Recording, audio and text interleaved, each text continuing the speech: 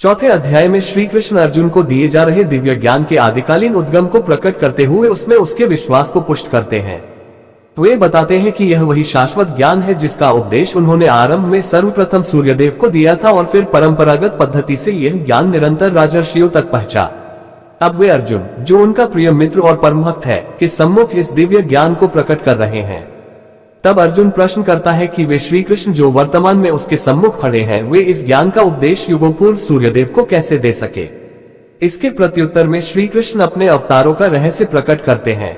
वे बताते हैं कि भगवान अजन्मा और सनातन है, फिर भी वे अपनी योगमाया शक्ति द्वारा धर्म की स्थापना के लिए पृथ्वी पर प्रकट होते हैं, लेकिन उनके जन्म और कर्म दिव्य होते हैं और वे भौतिक विकारों से दूषित नहीं हो सकते।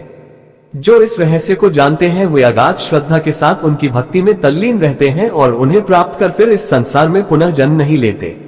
इसके पश्चात इस अध्याय में कर्म की प्रकृति का व्याख्यान किया गया है और कर्म, अकर्मण्यता तथा वर्जित कर्म से संबंधित 3 सिद्धांतों पर चर्चा की गई है।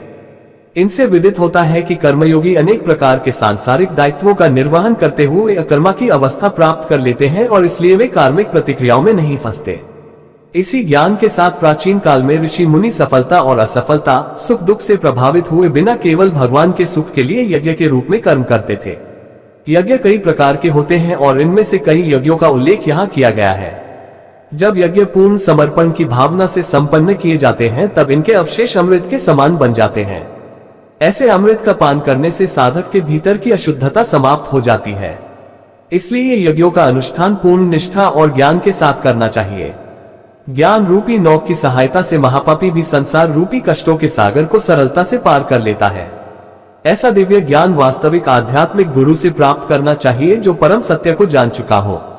श्री कृष्ण गुरु के रूप में अर्जुन से कहते हैं कि ज्ञान की खड्ग से अपने हृदय में उत्पन्न हुए संदेहों को काट दो, उठो और युद्ध लड़ने के अपने कर्तव्य का पालन करो। परम भगवान श्री कृष्ण ने कहा, मैंने इस शाश्वत ज्ञानयोग का उपदेश सूर्यदेव विवस्वान को दिया और विवस्वान ने मनु और फिर इसके बाद मनु ने इसका उपदेश इक्ष्वाकु को दिया। हे शत्रुओं के दमन करता, इस प्रकार राजर्षियों ने सतत गुरु परंपरा पद्धति द्वारा ज्ञान योग की विद्या प्राप्त की, किंतु अनंत युगों के साथ यह विज्ञान संसार से लुप्त हो गया प्रतीत होता है। उसी प्राचीन गूढ़ योग ज्ञान को आज मैं तुम्हारे सम्मुख प्रकट कर रहा हूँ, क्योंकि तुम मेरे मित्र एवं मेरे भक्त हो, इसलिए तुम इस दिव्य ज्ञान को समझ सकते हो। अर्जुन ने कहा, आपका जन्म विवस्वान के बहुत बाद हुआ, तब मैं फिर यह कैसे मान लूं कि प्रारंभ में आपने उन्हें इस ज्ञान का उपदेश दिया था। तुम्हारे और मेरे अनंत जन्म हो चुके हैं, किंतु हे परंतप, तुम उन्हें भूल चुके हो, जबकि मुझे उन सबका स्मरण है। यद्यपि मैं अजन्मा और समस्त जीवों का स्वामी और अविनाशी प्रकृति का हूँ, तथापि मैं इस संसार में अपनी दिव्य शक्ति योगमाया द्वारा प्रकट होता हूँ। हे अर्जुन, जो मेरे जन्म एवं कर्मों की दिव्य प्रकृति को जानते हैं वे शरीर छोड़ने पर संसार में पुनः जन्म नहीं लेते, अपितु मेरे नित्य धाम को प्राप्त करते हैं। आसक्ति, भय और क्रोध से मुक्त होकर पूर्ण रूप से मुझमें तल्लीन होकर मेरी शरण ग्रहण कर भूतकाल में अनेक लोग मेरे ज्ञान से पवित्र हो चुके हैं और इस प्रकार से उन्होंने मेरा दिव्य प्रेम प्राप्त किया है।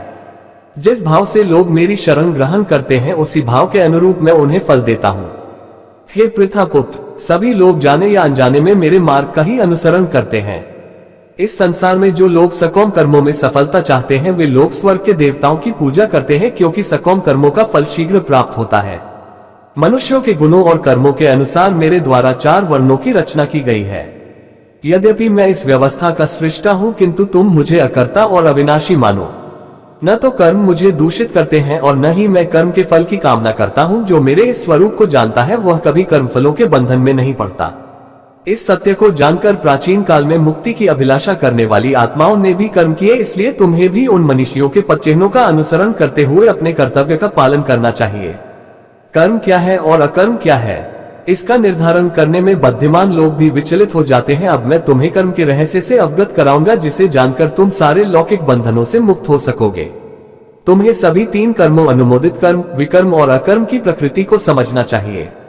इनके सत्य को समझना गहन और कठिन है।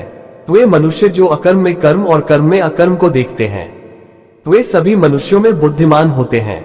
सभी प्रकार के कर्मों में प्रवृत्त रहकर भी वे योगी कहलाते हैं और अपने सभी कर्मों में पारंगत होते हैं।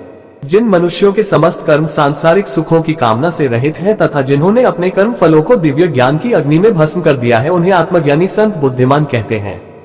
अपने कर्मों के फलों की आसक्ति को त्याग कर ऐसे ज्ञानी जन सदा संतुष्ट रहते हैं और बाह्य आश्रयों पर निर्भर नहीं होते। कर्मों में संलग्न रहने पर भी वे वास्तव में कोई कर्म नहीं करते।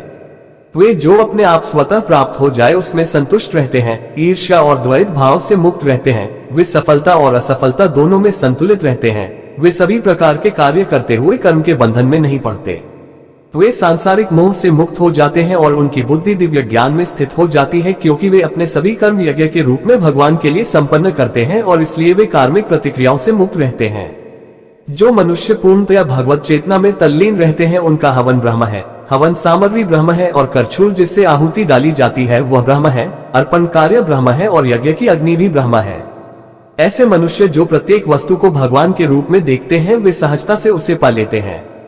कुछ योगी सांसारिक पदार्थों की आहुति देते हुए यज्ञ द्वारा देवताओं की पूजा करते हैं। अन्य लोग जो वास्तव में आराधना करते हैं वे परम सत्य ब्रह्मरूपी अग्नि में आत्माहुति देते हैं।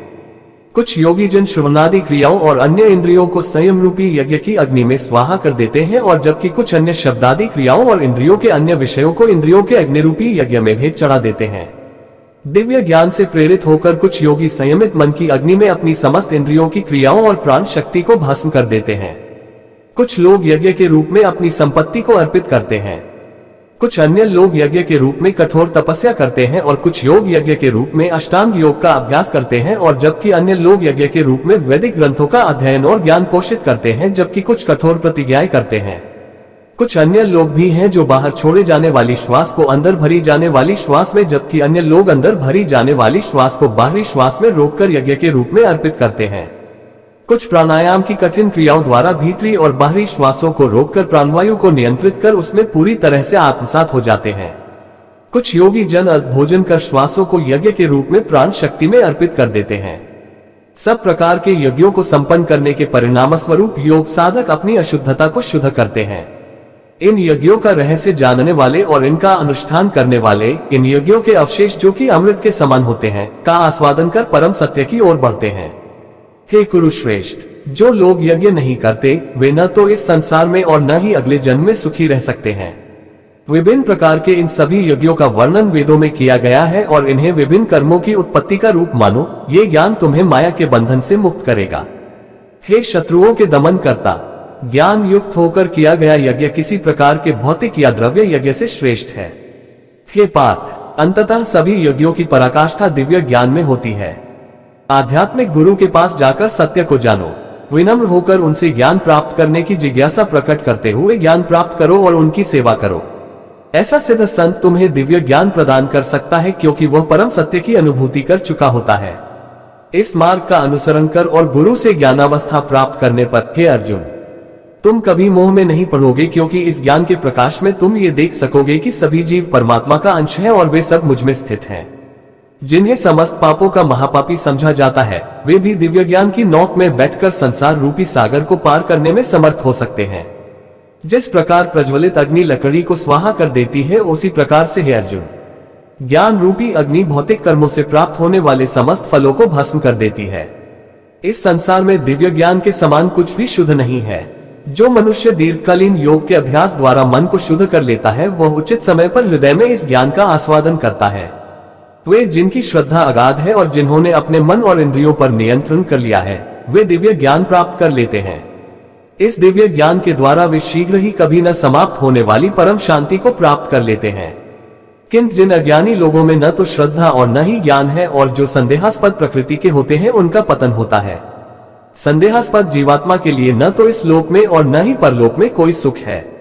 हे अर्जुन, कर्म उन लोगों को बंधन में नहीं डाल सकते जिन्होंने योग की अग्नि में कर्मों को विनष्ट कर दिया है, और ज्ञान द्वारा जिनके समस्त संशय दूर हो चुके हैं वे वास्तव में आत्मज्ञान में स्थित हो जाते हैं। अतः तुम्हारे हृदय में अज्ञानतावश जो संदेह उत्पन्न हुए हैं उन्हें ज्ञान रूपी शस्त्र से काट दो। हे भरतवंशी अर्जुन, स्वयं को योग में निष्ठ करो, उठो, खड़े हो जाओ और युद्ध करो।